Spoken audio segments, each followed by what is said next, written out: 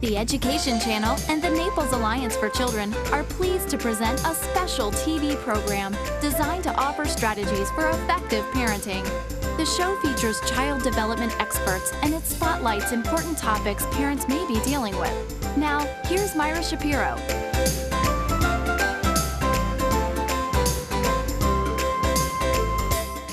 Naples Alliance for Children presents information on issues that parents have here in Collier County and beyond. Today we're looking at summertime. It's here already. Summertime, living is easy, or is it? I have two guests today who are going to chat with me on just what goes on in the summer that's different than in the winter here in Collier County, where it's summer all the time. And my guests today are Danna Breeden, and I'm going to read this because she has a long title, Maternal, Child, and Nurse Consultant for Florida Department of Health, Collier. Is that it? Yes. Okay.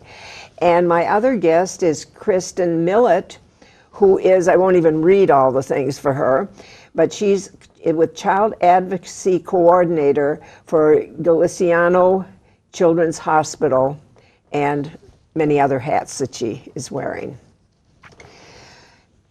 It's summertime here in Naples, Florida. Now you may ask, why is summertime different than wintertime here in Naples? It's hot. We have some hurricanes, but we are not talking about hurricane or other emergency procedures. This is just living here in the summer. When parents have their jobs, they have their whatever they're doing in the wintertime, but now there's an added layer to it. There is the layer of your kids are at home. And what do you do? My guests who I've introduced will address this because they're into this every day of the year. And they now, Kristin, you mentioned to me that the hospitals are gearing up for summertime. Why? Yes. Well, when we do talk about the layers and the layers of protection that we need to have in our homes. So Danna will talk about some of the drowning prevention and some of what we need to do to prevent drowning. And also heat stroke. It's very hot in the summer, so we really have to hydrate, wear the sunscreen. And unfortunately, sometimes children and pets are left in cars. We may go to the supermarket for some milk, and then before you know it, we see a neighbor. And in that time, it's so hot and accidents happen. And the children are brought to the hospital. Danna, I will get your name right. Okay. Danna, there are other issues too. There's heat stroke, there's being left in cars. What's another area that you're really concerned about? We're concerned about the drowning. In the state of Florida over summer, there's more drownings than any other time because children are out of school. There are 10 people die of unintentional drowning a day, and 2 of those people are 14 and under. May is National Drowning Prevention Month. We have our Never Swim Alone tags on, and those are specifically to gear up for summer. And every child that dies of drowning, another 5 receive emergency department care for non-fatal submersion. So we need to try to prevent drowning, and when these children are at home without their parents, we need to make sure there's barriers, either fences on the pool, locks on the windows and doors, or an alarm in the pool, so that those protect against barriers. We need to make sure that children know you never swim alone. They do not need to be going in pools or around any bodies of water without a parent this summer.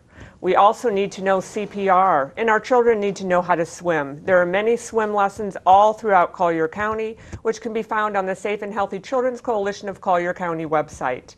And we also need to remember, wear a life jacket if you go around a boat, or wear a life jacket around a body of water if you do not know how to swim.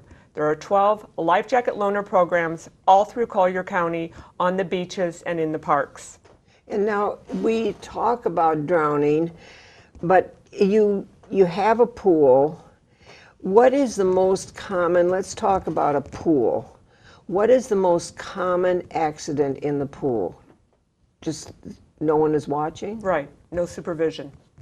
So that I have brought a tag that Safe and Healthy Kids was distributing as a water watcher.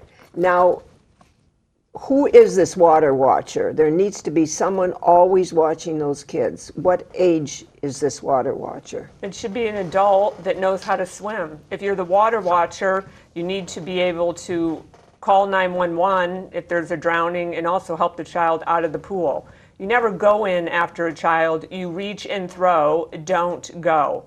So if somebody's drowning in a pool, you try to throw something out or reach and pull them in. You don't jump in yourself. Because then you could be Drowned yes. also. Because when children are drowning or anybody's drowning, they get in a panic stage, and even if you know how to swim, they can pull you under. So it's reach, throw, don't go. All right, reach, throw, don't go. And that's not just in the pools. Right, that's any body of water. And what bodies of water?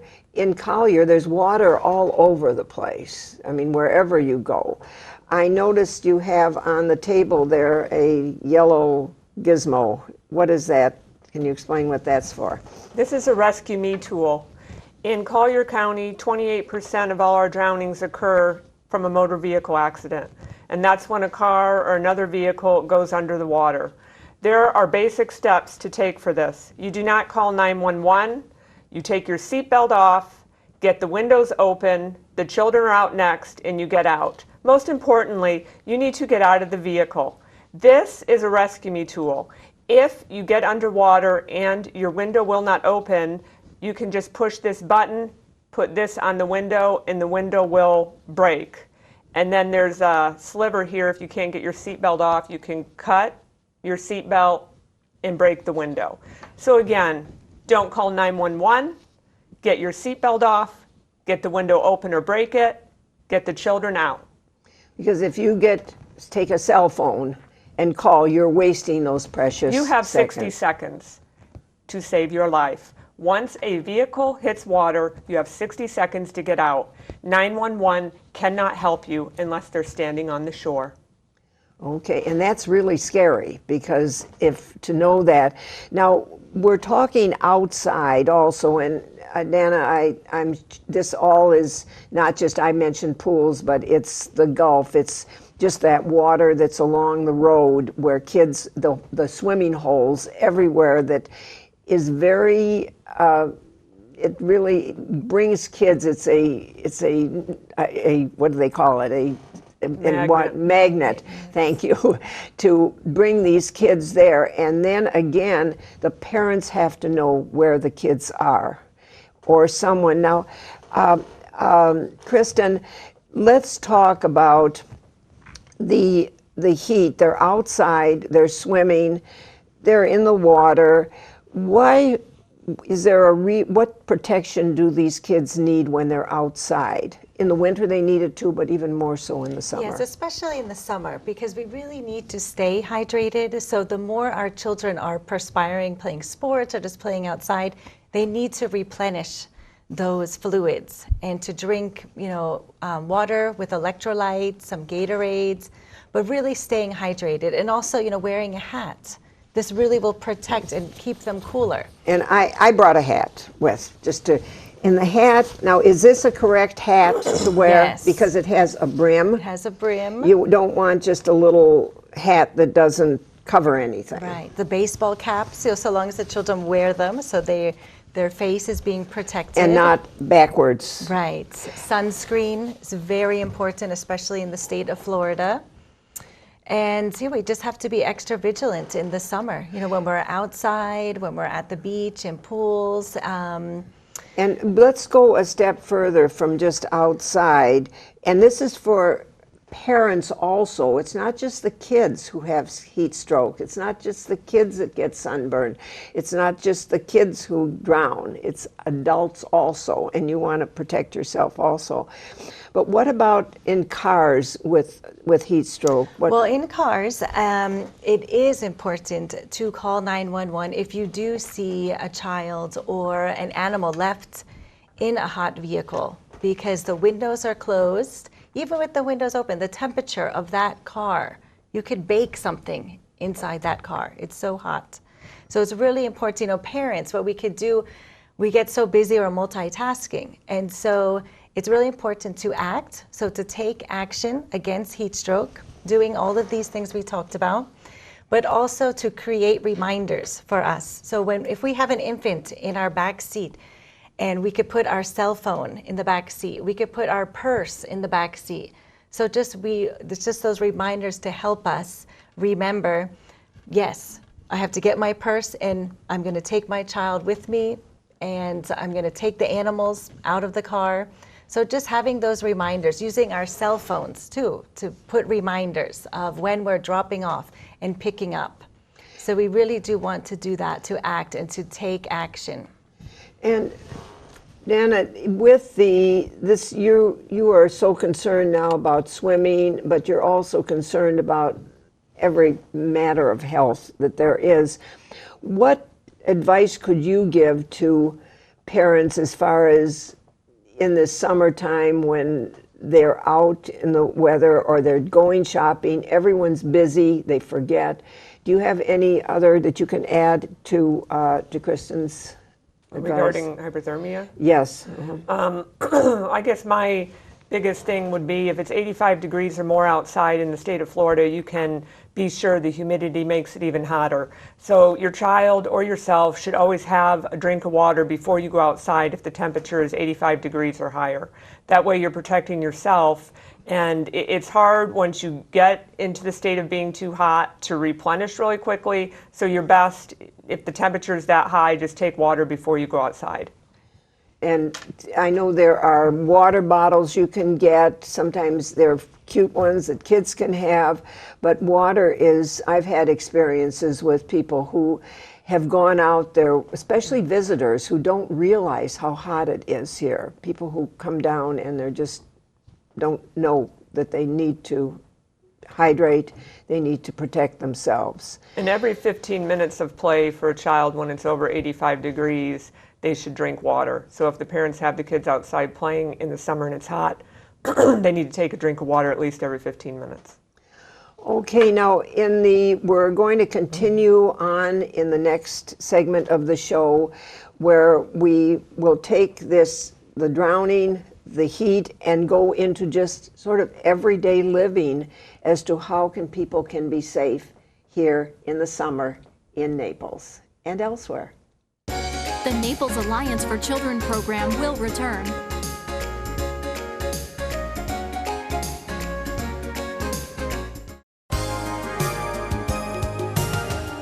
The Education Channel, your window to education.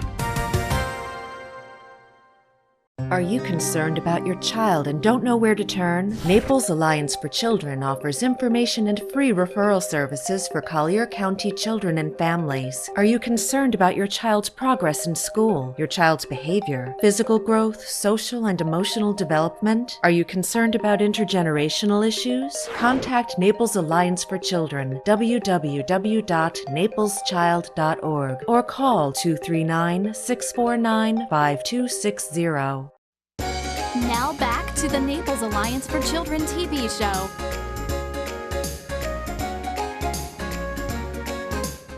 Welcome back to Summertime. Living is easy, or is it?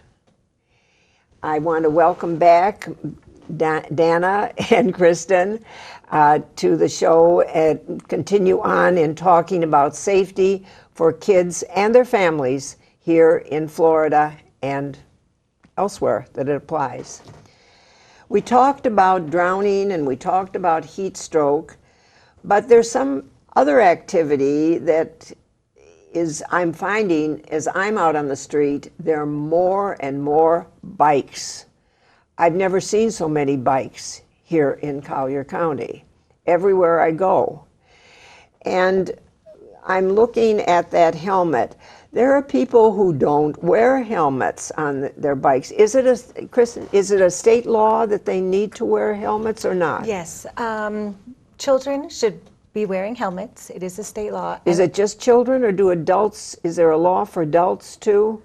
Well, I don't believe that it's enforced for an adult. However, as parents and as adults, we need to still be good role models and model to wear our helmets and have our children wear the helmets. Okay, and I'm just going to take this helmet, and I don't know whether this fits me or not fits me. Well, How that do is a you very how do you point that our figure on the children, we helmet, and need what should you buy? to wear helmets, and I'm glad you said that, Myra, that it has to be a proper fit.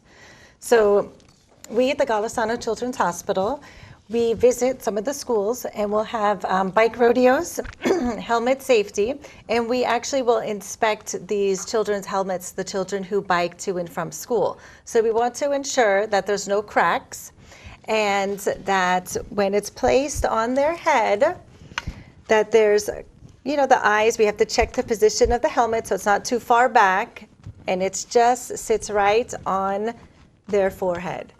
And then what I see, a lot of children, the parents are really good at having their children wear the helmets, however, they're not buckling them in.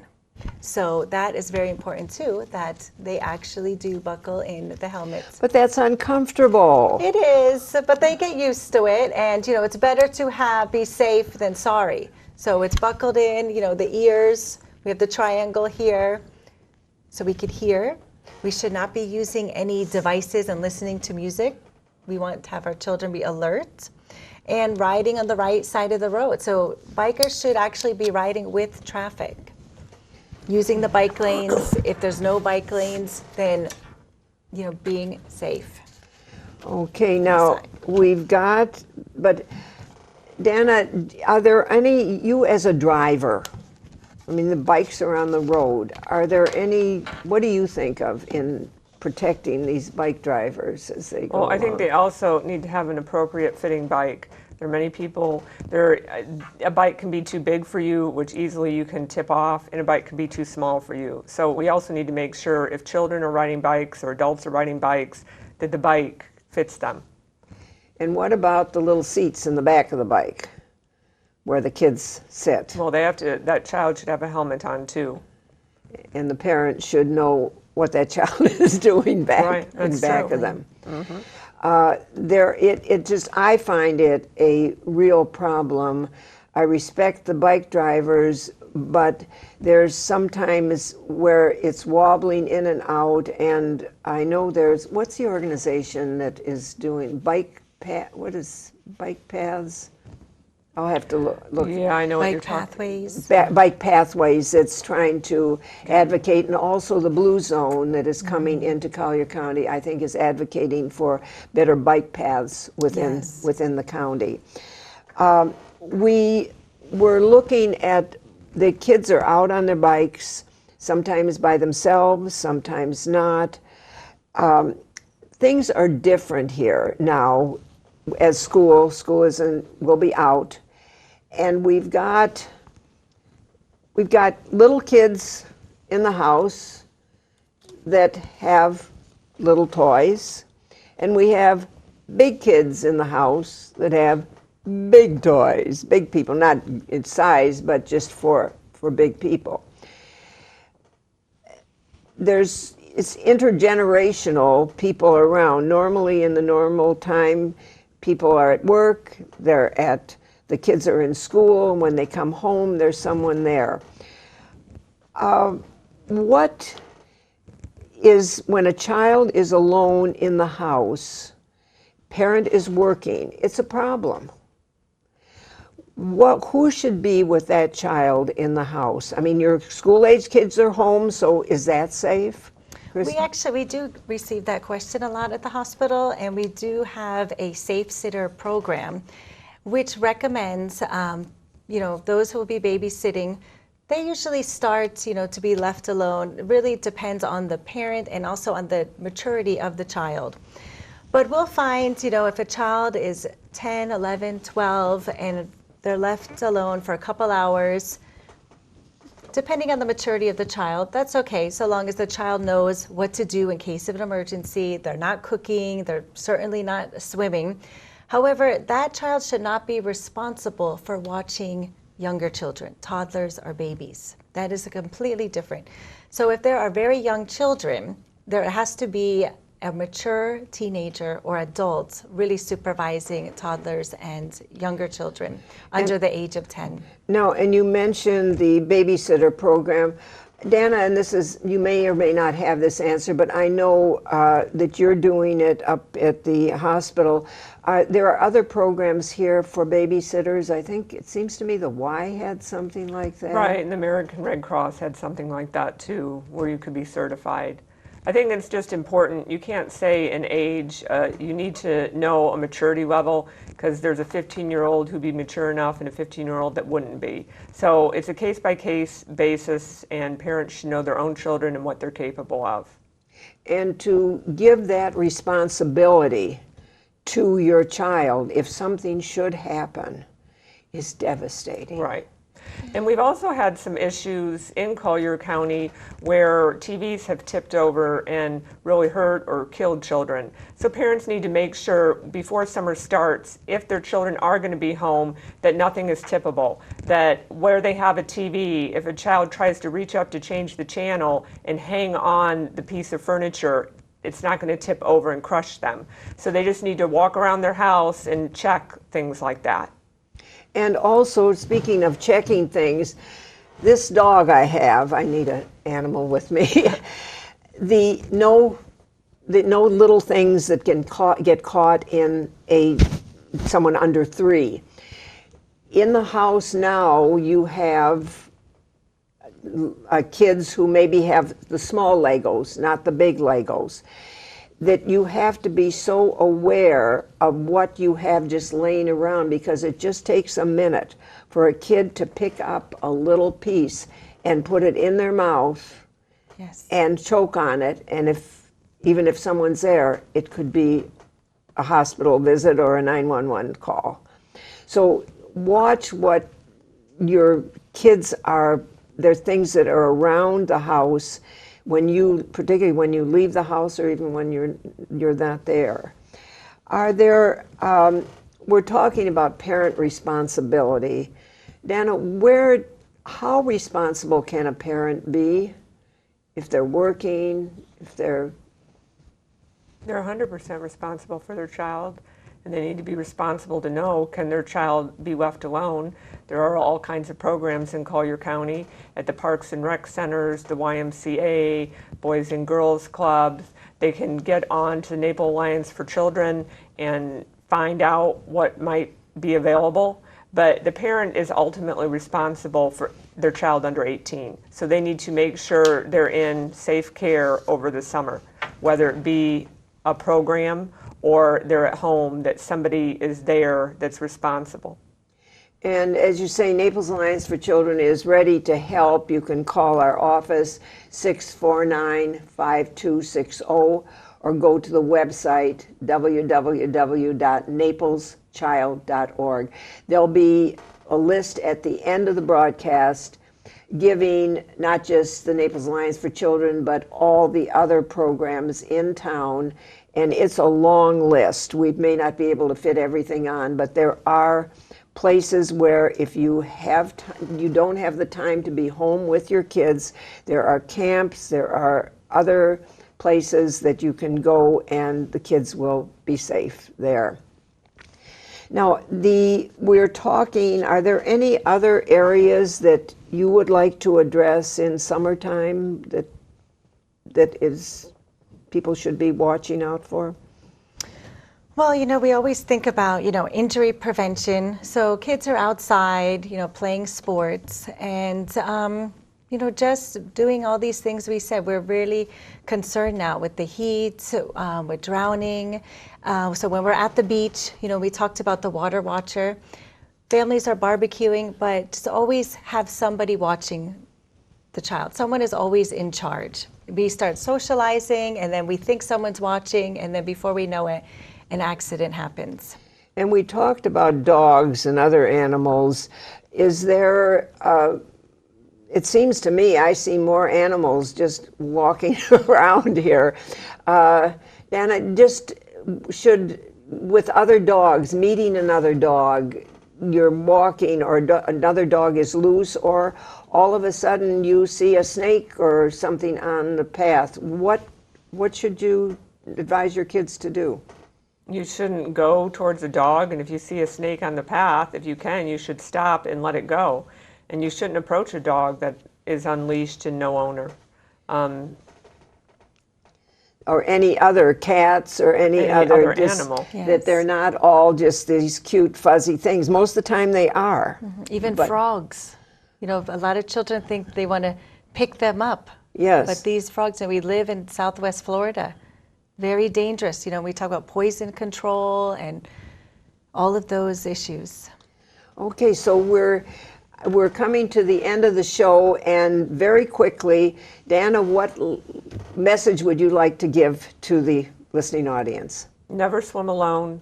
Make sure your house is drowning prevention safe, and make sure your child is well hydrated.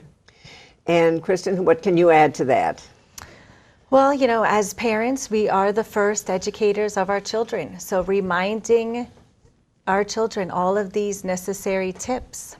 And this summer, we also have positive parenting classes, and they could look at our website. Okay, and they can look at the down at the bottom of the show and look at all the other suggested websites. And thank you for being with us, and see you next time.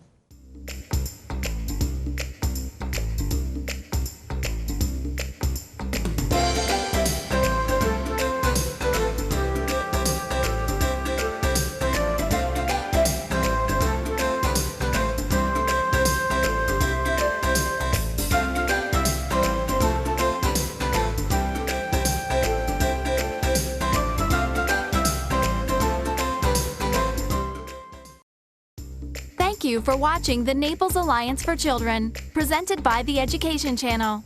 If you have questions or comments for the show, please call 649-5260 or visit napleschild.org.